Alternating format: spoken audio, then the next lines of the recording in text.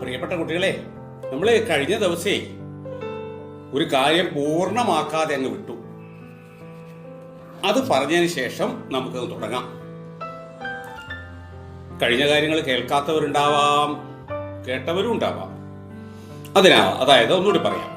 ഈ ഒരു 16 centimetre നീളമുള്ളൊരു scale, 16 centimetre നീളമുള്ളൊരു സ്കെയിലിന്റെ ഒരറ്റത്ത് നിന്ന് ഒരു ഉറുമ്പ് ഇങ്ങനെ സഞ്ചരിക്കുന്നു. പക്ഷെ ആ ഉറുമ്പിന് സ്വഭാവം ഉണ്ടെന്ന് പറഞ്ഞില്ലേ? എന്താ? മറ്റേ അറ്റത്തേക്ക് പെട്ടെന്ന് പോവില്ല. ആകെയുള്ള ദൂരത്തിന്റെ പകുതി ദൂരം സഞ്ചരിച്ച് അന്ന് അവിടെ ക്യാമ്പ് ചെയ്യുന്നാണ് നമ്മൾ പറഞ്ഞത്. അപ്പൊ ഒരു 8 മീറ്റർ അല്ലേ? 16ന്റെ പകുതി 8 അല്ലേ? അവിടെ അന്ന് അങ്ങോട്ട് ക്യാമ്പ് ചെയ്യും. പിറ്റേ ദിവസം പിന്നീട് സഞ്ചരിക്കാനുള്ളതിന്റെ പകുതി ദൂരം സഞ്ചരിച്ച് അന്ന് അവിടെ ക്യാമ്പ് ചെയ്യും. പിന്നീടോ 3-ാം ദിവസം പിന്നീട് സഞ്ചരിക്കാനുള്ള ദൂരത്തിന്റെ പകുതി ദൂരം സഞ്ചരിച്ച് അവിടെ ക്യാമ്പ് ചെയ്യും. അങ്ങനെ ഈ എറുമ്പിന്റെ സ്വഭാവം. എന്താ ചെയ്യപ്പം? അങ്ങനെയാണെങ്കിൽ എത്ര ദിവസം കൊണ്ട് ഈ ഉറുമ്പ് മറ്റേ അറ്റത്തെത്തും? നല്ല ചോദ്യമല്ലേ? അപ്പൊ നമുക്ക് ആലോചിക്കാം. പെന്നും കടലാസും ഒക്കെ എടുക്കാം. ആകെ സഞ്ചരിക്കേണ്ട ദൂരം 16 സെന്റിമീറ്റർ ആണ്. ആദ്യത്തെ ദിവസം പകുതി, പിന്നീട് ബാക്കിയുള്ളതിന്റെ പകുതി. ആദ്യം 8 സെന്റിമീറ്റർ സഞ്ചരിച്ചു, പിന്നെ 8 ഉള്ളൂ, അതിന്റെ പകുതി.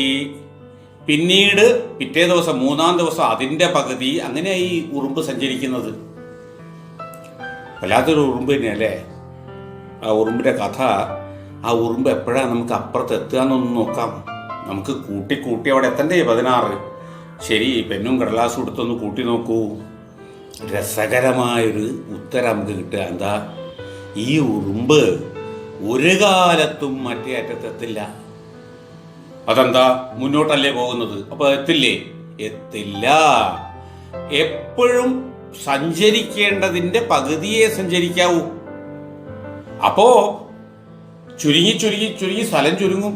ഒരു വിരല് ഒരു കാല് വെക്കേണ്ടടുത്ത് ഉറുമ്പിന് അതിന്റെ പകുതിയെ വെക്കാൻ പറ്റൂ. പെട്ടെന്ന് മനസ്സിലാവുന്നില്ല അല്ലേ?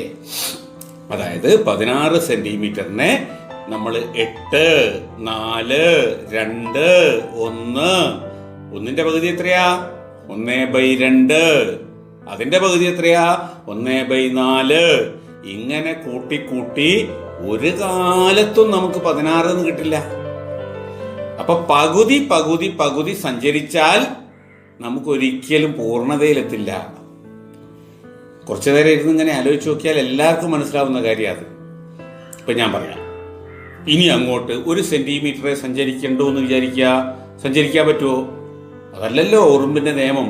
പകുതി ദൂരം, അപ്പൊ പിന്നെ 1/4 ദൂരം, പിന്നെ 1/4ന്റെ പകുതി, അങ്ങനെ പോവും.